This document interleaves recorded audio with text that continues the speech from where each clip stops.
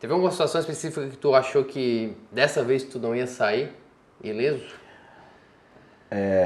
Você teve a oportunidade de conhecer, o público não vai conhecer, mas eu tenho uma filha, né? Sofia. Meu amor de 13 anos, que vai fazer 14 agora, tá aqui. Beijo, meu amor. Sofia Gomes, meu amor. Não dá pra ver ela, mas ela tá aqui, pessoal. Mas ela é linda mesmo, pode acreditar em mim. Então, Sim. na véspera do aniversário dela de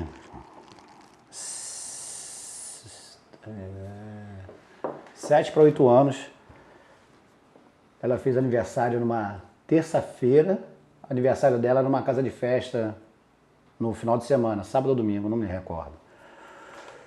Nossa viatura foi emboscada de uma maneira bem covarde, né?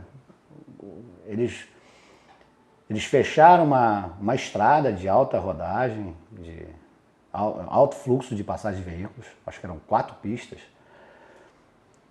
se passando por policiais. Então eles estavam vestidos de policiais. Policial do jeito que é no Rio de Janeiro, federal, né? Não, do jeito que a polícia se veste no Rio de Janeiro, né? O policial, tem muito cara que ele bota a calça preta, blusa preta, gorro preto. Só que, assim, eles estavam assim, alguns com distintivo para fora, alguns de balaclava arriada. Eu tenho a minha opinião a respeito desses que estavam de balaclava arriada, porque aqueles que não estavam de balaclava não estavam preocupados de mostrar o seu rosto. E alguns de balaclava arriada. Então, assim, eram mais de 20, uma conta rápida, assim, porque pista central, aí tem aqui mais 3 pistas de rodagem, mais acostamento. Vinha bandido por aqui, vinha bandido pelo acostamento, 2, 3 bandidos em cada fileira de carro. Você faz uma contagem rápida, dá mais de 20. Todos eles armados de fuzil, só que eles passando por policiais, como se eles tivessem bloqueado a via em função de um tiroteio que estava vendo ali à frente, porque isso é normal no Rio de Janeiro, infelizmente isso é normal. Só que me chamou a atenção que não tinha giroscópio, não tinha viatura caracterizada, nenhuma. Ali é meio complicado. Um distintivo lá de fora não vai fazer você virar polícia, né? Então, eu não vou fazer isso no meu carro, como é que o cara vai fazer mesmo trabalhando? Então, complicado. E nessa situação, eles vieram na nossa direção e as pessoas estavam normais no meio da rua, porque as pessoas acreditavam. Até os transeuntes, até os motoristas estavam achando isso normal. Não pode passar aqui não, tá tendo um tiro dele na frente. Todo mundo lá de fora do carro, olhando, porta aberta. E eles fecharam a via exatamente quando a gente estava chegando. Então deu para ver as últimas lanternas dos carros indo embora assim, criando um vácuo na estrada. Aí assim, rapaziada, se liga aí, tem alguma coisa aí na frente. Eu estava na frente, como líder da equipe, e tinha meu motorista e um escolta atrás. Não, deve ter sido acidente. Aí começa aquela especulação, não, isso foi acidente, isso é blitz, isso é... Não, calma, vamos ver. Eu já estava com o corpo lá de fora do carro, para olhar melhor assim, e a gente cortando e tal. E de repente a viatura não conseguia mais andar.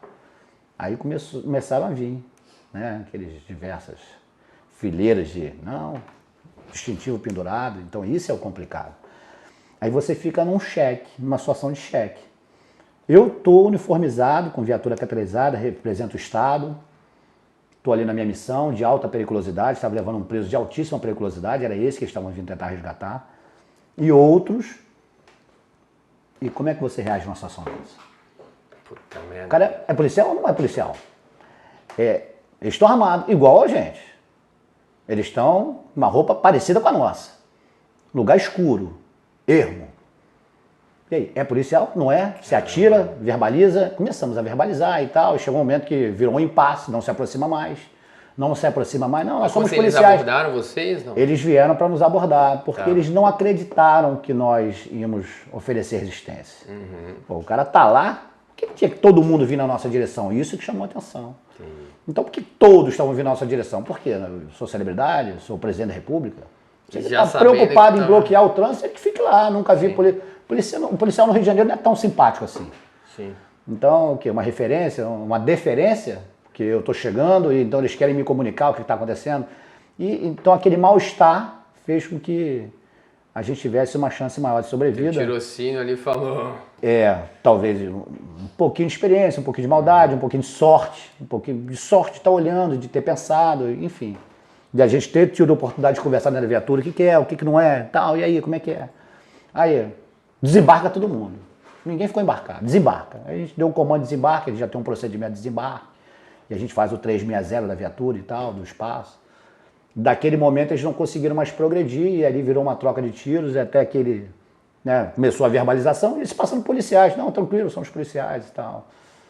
Não, tá tranquilo, pode baixar a arma. Pode baixar o quê? Não, você não tem nem que vir aqui, o que você veio fazer aqui? Então começou aquela discussão, até que eles falaram os palavrões lá, é tentativa de resgate mesmo, bota as armas no chão, só que não terminaram nem a frase. Terminaram nem a frase. Não terminaram nem a frase. Porque eles não acreditaram na audácia de três vão responder a isso aqui. Nós somos imbatíveis. 20 ali, fortemente armados. Fortemente armados. Não tinha ninguém que não tivesse um fuzil na mão. Então não tem como, é impossível. Eles vão se render, vão botar as armas no chão, a gente vai pegar quem a gente quer, provavelmente iam nos executar. É provável, muito provável no estado do Rio de Janeiro. E só que o ciclo Oda foi quebrado. Eles foram lá só para ganhar, não foram nem para disputar a vitória. Então, como a gente não foi lá para morrer, a gente disputou não morrer. Não foi heroísmo, a gente disputou não morte. E nesse caso era aniversário da minha filha, no final de semana. E aquela fotografia quadro a quadro do estresse, da adrenalina, né? Que o cérebro começa a fazer aquela busca da informação, ele começa a buscar toda a informação que tem ali armazenada no cérebro, ele começa, o que pode ser útil para mim sobreviver, né? Aí foi aqueles segundos eternos, né? Aí eu pensei assim, caramba, cara, pô, tem a festa da minha filha do final de semana, vou estragar a festa da minha filha. Porque assim, a morte era certa, pô. Quando começou o tiroteio, a gente, pá, pô, vou estragar. E eu trocando tiro e pensando assim, pô, vou estragar o aniversário da minha filha? Pô, minha filha vai ficar traumatizada. Na véspera do aniversário dela, o pai dela faleceu. No meio da confusão. Não, já assim, já com aquela discussão de é polícia, não é polícia, eu já pensando assim, ih, rapaz, eu acho que vai dar ruim. Se for, eu acho que não é polícia, não. Eu acho que não é. Atira, não atira, atira, não atira. E aqueles segundos intermináveis, que deve ter sido uma coisa muito rápida. Deve ter sido uma coisa muito rápida esse pré-tiroteio. E o combate em si, né? E tiro pra caramba, e arma dando pane, e eu me jogando pra dentro do mato, e a arma voltando e atirando, e eles não me achando, daqui a pouco estavam me achando, atirando em mim de novo. E a gente se separou, porque a gente estava fazendo o 360, cada um tinha sua área de responsabilidade. Então eu perdi o contato com meus outros dois companheiros que estavam na viatura, que um até veio a falecer nesse combate intenso. Caraca. Minhas homenagens à família do Pereira. Mas é impressionante, quando passaram os primeiros segundos, que eu não sei exatamente quantos são, nesse eu falei assim, engraçado, se eu não morrer até agora, não vou morrer mais não. Eu não morri até agora, não vou morrer mais não. Então, eu sei, você tem que se apegar a alguma coisa que faça você se movimentar e agir, não se entregar mentalmente, né? E, de alguma forma, isso aí aconteceu. E nesse momento, eu acho que aí é sorte dessas diversas quantidades de disparos que houveram na nossa direção. A viatura ficou furada igual uma peneira, né? Ficou furada igual uma peneira, mesmo tendo os presos na caçapa. Vocês foi muito tiro, atrás. muito tiro. Dois ficaram barricados atrás, eu pulei pro lado. Eu pulei pro lado e estava fazendo a proteção da lateral da viatura. E foi recolhido assim, depois que acabou, né? Aquele episódio ali bem complicado. Você imagina um saco de gelo? Um saco de gelo. Um saco onde coloca gelo. Não sei como apareceu um saco de gelo lá e começaram a recolher as cápsulas. Deu meio saco de gelo de cápsula. Meio saco de gelo. De um saco de gelo pequeno, tem aquele maior e o menor. É muita cápsula. É muita cápsula. Chegou na delegacia meio saco de gelo de cápsula. Recolhida pelos policiais lá, que foram levar para a delegacia. Então, assim, eu acho que essa foi a pior da minha filhotinha, eu esperando, assim, eu acho que eu não vou para a festa dela não, mas consegui ir para a festa dela. Cara, tá, aí alguns fugiram deles, como é que foi? Conseguiram pegar todos depois, ou alguns com certeza devem ter sido atingidos? Alguns foram presos, alguns foram feridos, mas a superioridade numérica deles era muito grande. Então todos os feridos ali foram socorridos por eles mesmos, eles foram arrastados e levados. Era humanamente impossível, porque todos nós combatemos sozinhos. Nós estávamos em grupo, mas cada um com a sua área de responsabilidade, cada um teve uma parte de combate sozinho. Eu combati um pedaço sozinho, o outro amigo combateu um pedaço sozinho, o outro amigo combateu outro pedaço sozinho. Infelizmente, esse que teve uma pane também no armamento, ele não conseguiu se deslocar em certo momento, foi cercado e executado pelas costas. Mas nós conseguimos, eu e outro colega, fazer uma movimentação que foi o suficiente para a gente não ser cercado e covardemente assassinado. Então, nós sobrevivemos, eu e outro colega. Então, a grande dificuldade nessa situação toda é você combater sozinho psicologicamente. Porque eu sabia que eu não estava só, mas a gente não conseguia se ver. Então, essa é uma situação bem fora do comum para mim. Eu sempre combati acompanhado de alguém, ou acompanhado de vários. Então, você está vendo todos e você sabe quem está contigo para dividir a responsabilidade. Tem 10? Para 3, dá 3,5 para cada um. Tem 4, somos 2. É 2 para cada um? Você tem uma noção. Quando você combate sozinho é meio complicado. O psicológico ele fica meio abalado naquele momento ali. Você saber que essa fração aqui é tua, mas qual é a fração? Quem está me ajudando nessa fração, daqui para onde? É meio complicado. E a gente não conseguia se ver nesse cenário. Túnel, né? Nesse cenário a gente não conseguia se ver, porque o combate ele foi dinâmico, ele não foi um combate estacionário. Então essa movimentação fez com que a gente conseguisse sobreviver. Movimento é vida. E sem baixa no lado dos civis, uma baixa de 3 homens, sobreviveram 2, né? Dos operacionais de 3 sobreviveram 2. Então assim, que aparentemente é um sucesso, é uma carga de responsabilidade muito grande, porque é muito complicado você não conseguir voltar com um colega para casa, né? Pô, imagina depois da família do cara, mesmo, Os filhos, né? Os filhos do colega. Os filhos também, puta, mano. É a pior parte, né, cara? Então esses caras, eles abordaram, não esperavam a ação de vocês, conseguiram resgatar o cara? Não resgataram ninguém. Foram embora? Não conseguiram resgatar os internos que eles vieram buscar, os bandidos que estavam sob nossa responsabilidade. Infelizmente um colega veio a óbito. Alguns desses meliantes estavam feridos, mas foram socorridos e arrastados e colocados dentro do carro pelos próprios bandidos que estavam lá no local. Alguma coisa não dava pra gente ver, porque o combate ele foi dinâmico. Só que uma coisa que assim, não tem uma imagem, cara. No Rio de Janeiro todo mundo pega um celular e filma alguma coisa, né? Não existe uma imagem desse tiroteio, tu acredita? Nenhuma imagem, nenhuma. Não apareceu uma imagem filmando nada. Só que todas as pessoas ficaram no local, porque eles não conseguiam ir embora. Porque como eles bloquearam a estrada com caminhões que já vinham na própria via, então quando eles... para aqui um minutinho porque não pode passar. Todo mundo estava normal. Então os carros aqui alinhados até o acostamento, normal. Quando eles partiram para a nossa direção, da viatura, eles pegaram todas as chaves dos carros da frente e jogaram que é uma via colada ao mar. Jogaram no mar.